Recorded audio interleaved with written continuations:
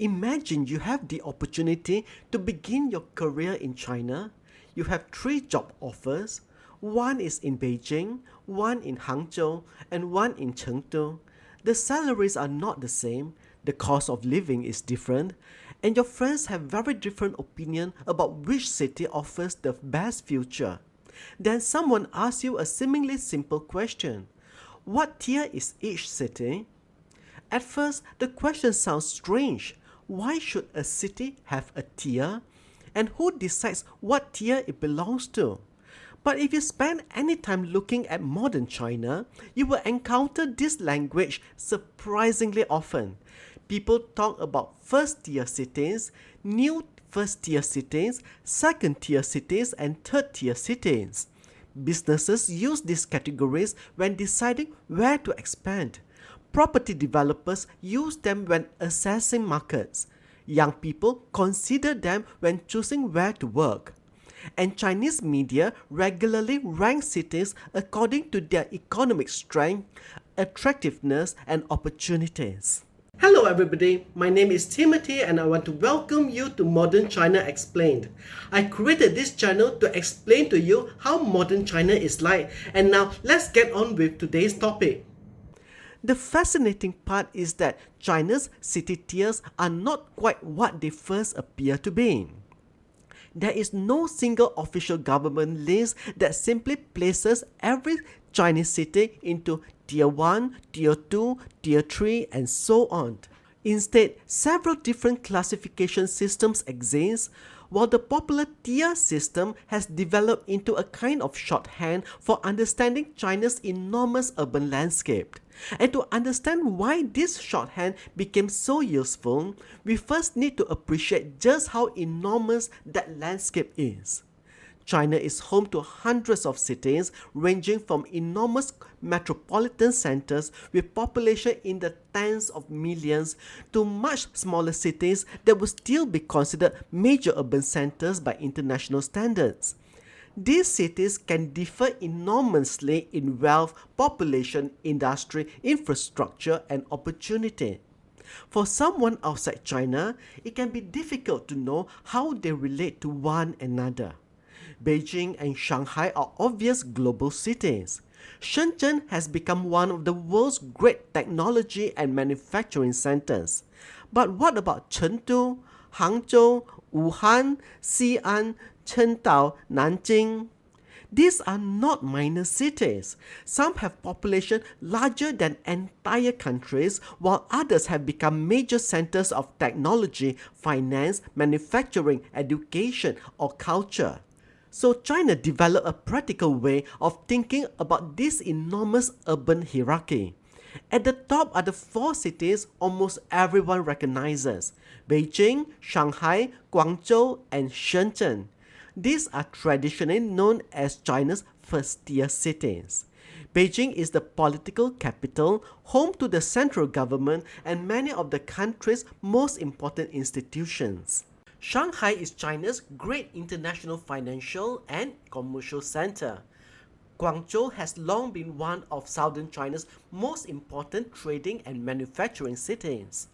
And Shenzhen, once a relatively small settlement beside Hong Kong, has transformed into a global technology and innovation center within just a few decades.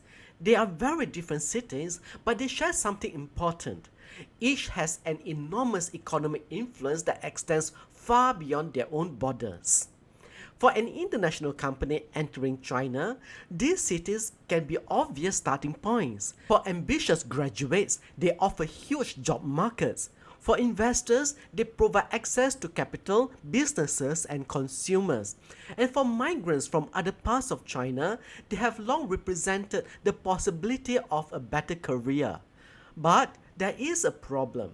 China is much bigger than 4 cities, and over the past few decades, several other cities have become so powerful and attractive that the old 4 city hierarchy no longer seems sufficient. This is where the expression new first-tier cities enter popular use. The term is not an official government designation. It is a media and commercial classification most famously associated with rankings produced by China's business media. The exact list can change, and different organizations may classify cities differently. But some names appear again and again. Chengdu, Hangzhou, Chongqing, Wuhan, Xi'an, Nanjing, Tianjin, Suzhou, Chengdu, Changsha, Dongguan, Ningbo, and Qingdao, among others. These cities occupy an interesting position. They may not have the same national and international influence as Beijing, Shanghai, Guangzhou, and Shenzhen, but many have developed powerful economies of their own. Some are major manufacturing centers, some have become technology hubs, others are important transport, education, financial, and regional centers. And this is where you face a much more interesting decision. Suppose your three offers are in Beijing, Hangzhou, and Chengdu. Beijing might give you enormous access to government, media, research, and major corporation, but housing can be extremely expensive and competition is intense. Hangzhou has become closely associated with technology, entrepreneurship, and the digital economy. It is also famous for its quality of life and its proximity to Shanghai. Chengdu has developed into a major economic and cultural center in Western China with a reputation for attracting young professionals and technology companies while offering a different cost and lifestyle equation from Beijing and Shanghai. So, which city is better? The city tier system cannot answer that question by itself. And that is one of the most important things to understand about China's urban hierarchy. A higher tier does not automatically mean a better place to live. It tells you something about a city's scale, influence, economic strength, and position within China's urban network, but it does not tell you everything about the experience of living there. For a young professional, the most important question might be salary after rent. For a company, it might be access to customers. For a manufacturer, it might be transport connections and industrial supply chain. For a university student, it might be the quality of higher education. For a family, it might be schools, healthcare, housing, and daily commute. The same city can therefore look extremely attractive to one person and much less attractive to another. And this is why city tiers are better understood as a shorthand than a precise scientific ranking. Below the first tier and new first tier cities are what are commonly called second tier cities. Again, there is no universally accepted national list. These cities can be remarkably important in their own right. Some are provincial capitals, others are major industrial or commercial centers. Some have populations running into several millions and economies larger than of many internationally recognized cities. Cities such as Jinan, Hefei, Fuzhou, Kunming, Xiamen, Dalian, and Harbin may be placed in this broad category depending on the particular ranking being used. And then there are hundreds of other cities that may be described as second tier, third tier, or fifth tier. At this point, the terminology becomes increasingly loose. The lower the tier, the less useful it becomes to imagine that there is some official national authority sitting in Beijing assigning each city a permanent number. There isn't. Different rankings use different criteria: population, economic output, business activity, infrastructure, consumer spending, connectivity, talent, investment, even cultural influence can all enter the picture. One ranking might put a city in one category, while another might place it somewhere else. Yet the language has become so familiar that people sometimes use it casually in everyday conversation.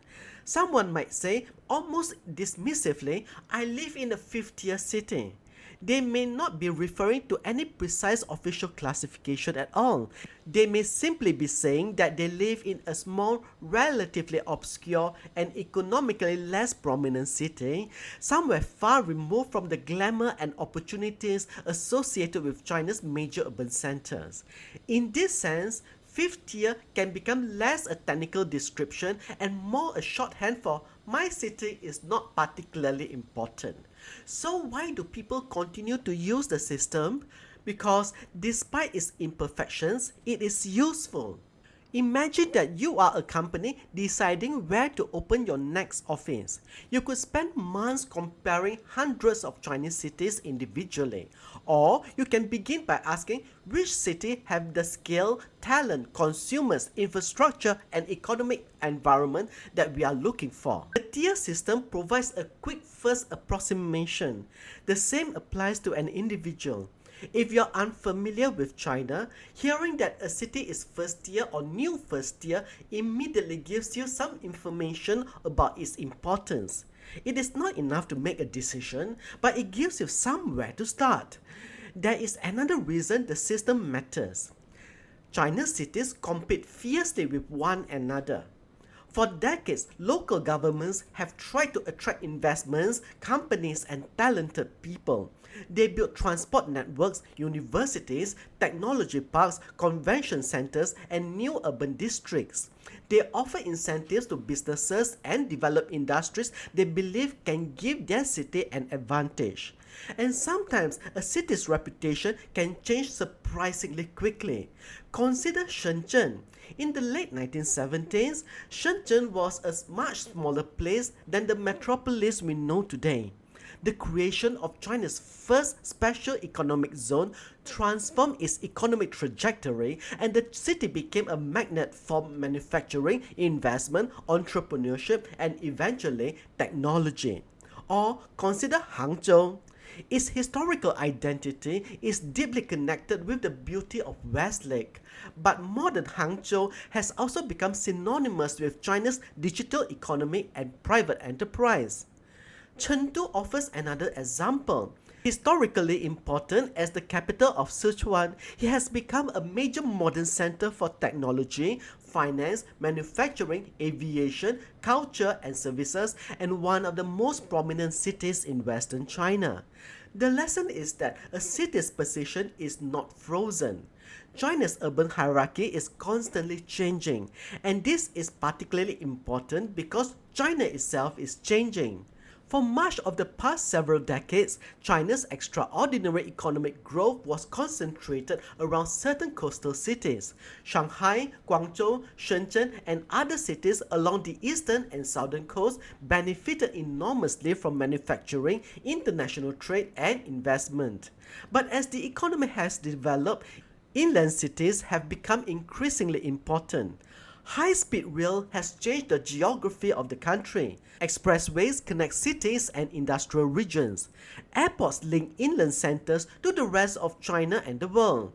Digital technology has allowed companies and workers to operate across enormous distances. The result is not that the old first-tier cities have become unimportant, far from it.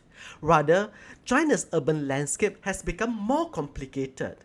A city can be powerful because it is a financial center, another because it dominates manufacturing, another because it is a technology hub, another because it serves as the gateway to an entire region.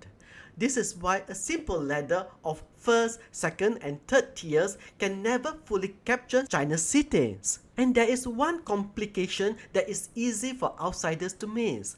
The word city itself can mean something rather different in China. Chinese administrative geography is complex. A municipality such as Beijing or Shanghai is directly administered by the central government and contains both dense urban districts and much larger surrounding areas. A prefecture-level city can also encompass extensive territory beyond what an international visitor would think of as a city itself. So, population figures, economic figures, and comparisons between Chinese cities need to be treated carefully. The urban China you see on a map is not always identical to the administrative China used by the government.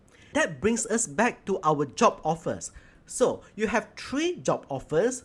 One city may have the highest salary, another may have the fastest growing technology sector, another may offer lower housing costs and a lifestyle you prefer.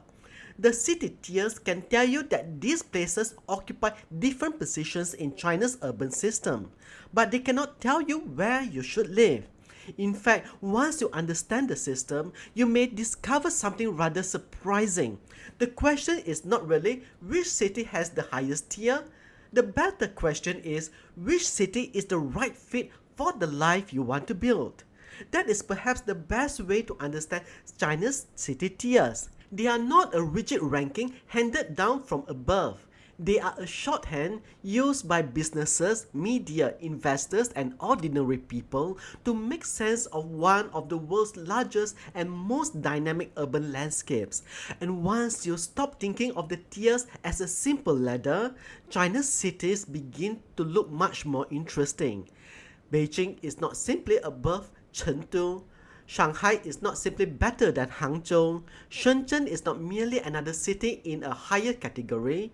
Each occupies a different position in a vast network of economic, political, cultural, and human connections. And if you are coming to China from the outside, understanding the network can tell you something important about the country itself. Because modern China is not one enormous uniform society spread across a single landscape. It is a collection of cities and regions developing at different speeds, specializing in different industries, attracting different kinds of people, and imagining different futures. The city tier system is simply one of the ways people make sense of that extraordinary complexity. And once you know how to read it, a map of China starts to tell a very different story.